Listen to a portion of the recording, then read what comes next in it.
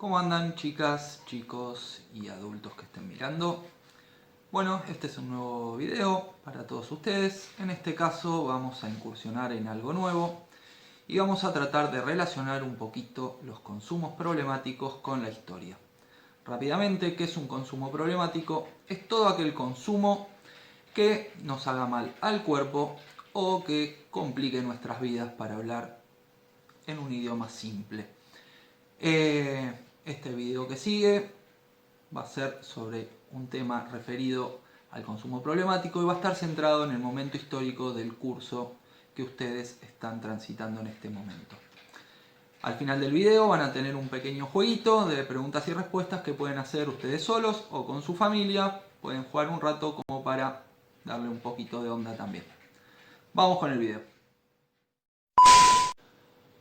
Bueno, chicas y chicos de tercer año, en este caso vamos a hablar de la cocaína. ¿Qué es la cocaína? Es el alcaloide que se extrae de las hojas de coca que se encuentran generalmente en nuestra Sudamérica. Y es uno de los mayores causantes de ingresos a las emergencias en nuestro país y causante de muchos problemas en gran parte del mundo. Bien, vamos un poquito a su historia. Su historia se remonta al Imperio Inca, en donde era utilizada para ceremoniales religiosos por las clases altas y no estaba bien visto que lo utilizaran las clases bajas. Con la llegada en 1530 de los españoles se va a democratizar un poco su uso, ya que para los españoles va a ser algo increíble haber encontrado esta hoja de coca, que va a permitir que se trabaje más tiempo y se relajen un poco los nervios. Ahí va a surgir un pequeño problema en la época de la Inquisición con la Iglesia Católica, que va a haber como una idolatría hacia la hoja de coca, lo que iba en contra de las ideas religiosas, y se va a poner un poco en contra, pero los terratenientes españoles que manejan el negocio rápidamente van a acordar con la Iglesia, dándole un 10% de lo que se recaude en su comercio, y se va a terminar el problema. Aunque para 1613 todavía la Iglesia decía que solo se debía utilizar para el trabajo y no por una cuestión de ocio. Aquí viene el gran problema que tenían los españoles. Les encantaba, les parecía genial la coca, pero no lograban separar su principio activo. Entonces no podían llevarla a Europa, ya que cuando intentaban llevar las hojas en los barcos, estas se pudrían y no podían utilizarlas. Para 1859, ya en el siglo XIX, van a lograr separar el principio activo y va a ser un boom la coca en Europa, que va a ser un alimento para curar los nervios y también para curar la tristeza, y va a ser muy bien vista en toda la sociedad. Incluso el famoso psicólogo Sigmund Freud va a ser un gran investigador sobre esto. Va a tener 2 operaciones de nariz de tanto snifar coca. Pero lo más bizarro va a ser lo que va a hacer uno de sus amigos, que se llama Karl Kohler, que va a tirarse cocaína en el ojo y se va a pinchar con agujas, lo cual va a terminar siendo algo positivo, porque va a ser el principio de las operaciones oftalmológicas, o sea, de las operaciones de ojos. Bien, la cocaína para entonces era utilizada en productos farmacéuticos y en productos de uso diario, para el dolor de muelas, en los cigarrillos, incluso hasta se llegaba a utilizar porque decían que mejoraba el pelo. Para mediados del siglo XIX, muchos productos tenían coca, como dijimos, incluso muchas bebidas como el licor Mariani. Pero hay una en particular que tiene una historia interesante, que es la French Wine of Coca Ideal Tonic.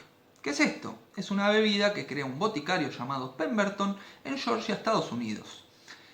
Un año después de creada, en 1886, viendo que venía la ley seca, que era la prohibición del alcohol, le va a sacar el alcohol y le va a poner nuez de cola, que tiene cafeína.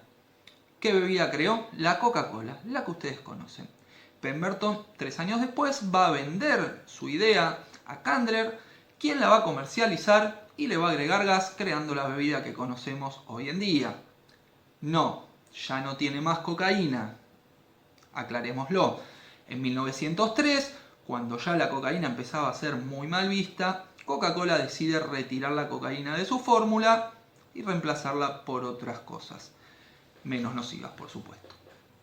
Decíamos, para 1903 todavía la cocaína no era prohibida, pero empezaba a ser mal vista. Incluso se empezaba a ver que los sectores sociales más vulnerables consumían y esto prendió una alarma. Algunos diarios hablaban de abusos de los sectores negros de Estados Unidos a mujeres blancas y empezó a forjarse una ley que se va a hacer en 1914, que es la ley Harrison, que va a prohibir el consumo de cocaína. Esta ley y muchas otras que se formularán después generalmente no han logrado acabar con el consumo de cocaína, sino todo lo contrario, ha crecido y lo que se ha logrado sí es estigmatizar y perseguir más a los consumidores que a los productores de la cocaína.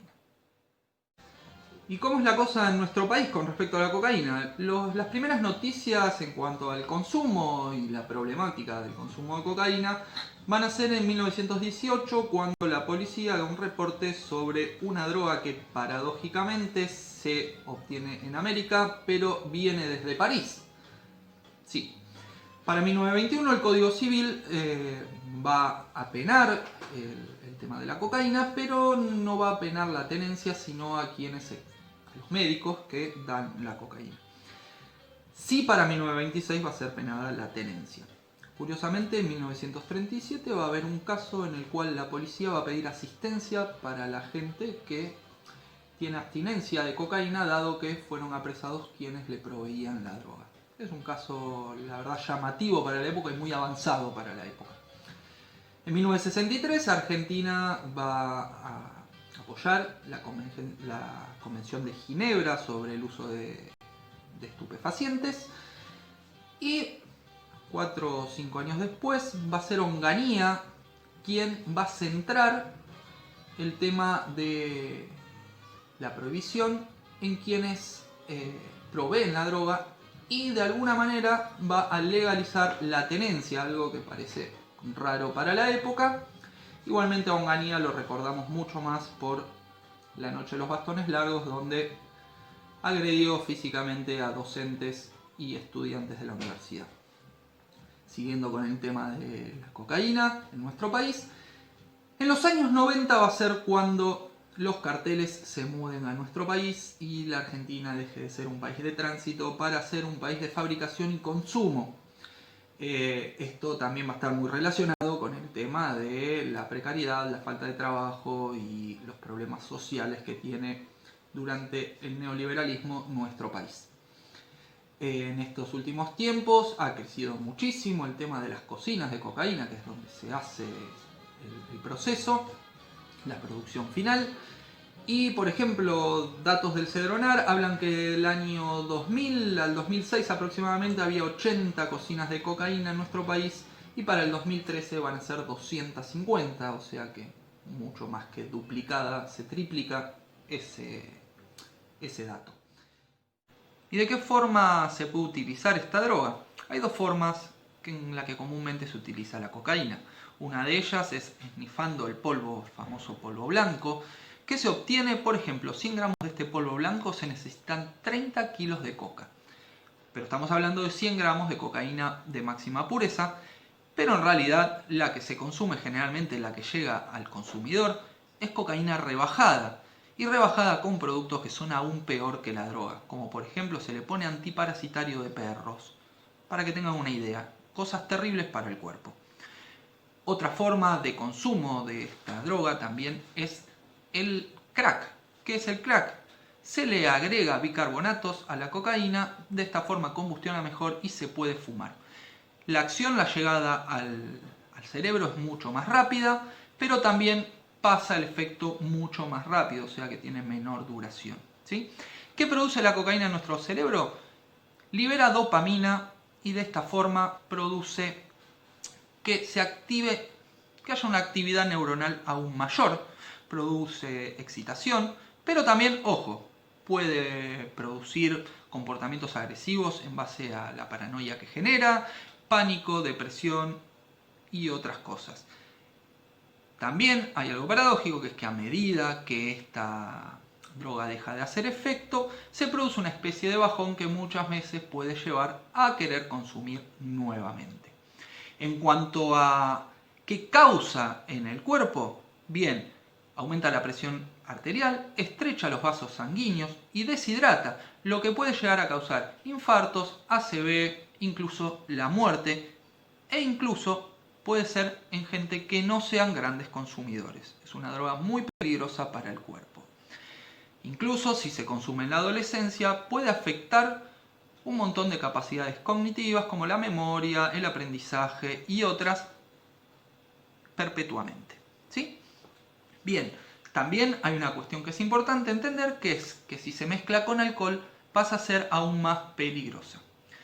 En cuanto a lo adictiva que es, no es de las drogas más adictivas de todas, pero sí no se puede medir solamente el consumo problemático de esta droga desde el punto de vista del producto, sino también del contexto en el cual se utiliza y cómo causa efectos rápidos y un placer momentáneo. Muchas veces se genera una adicción más social que de la que genera la propia droga, e incluso llegan muchas personas a delinquir para conseguir más droga. Principalmente esto sucede en los sectores sociales más vulnerables, donde se utiliza en forma de crack, como dijimos, o pasta base. Bien, aquí hay algo que yo les quiero decir que me parece que es muy importante. Nuestros adolescentes, ustedes, muchas veces, influidos también por las series televisivas y todos, ven el negocio de la droga como un negocio en el cual se pueden obtener grandes lujos y parece algo muy atractivo. Ojo, mucho cuidado con eso. La mejor prevención para esta droga es la información, es educarse, es no llegar a consumirla y es no creer que van a hacerse grandes, ricos y famosos narcotraficantes, porque en realidad van a terminar siendo carne de cañón del negocio mafioso de la droga, y eso es algo muy peligroso. Esa es una recomendación que viene de mi parte.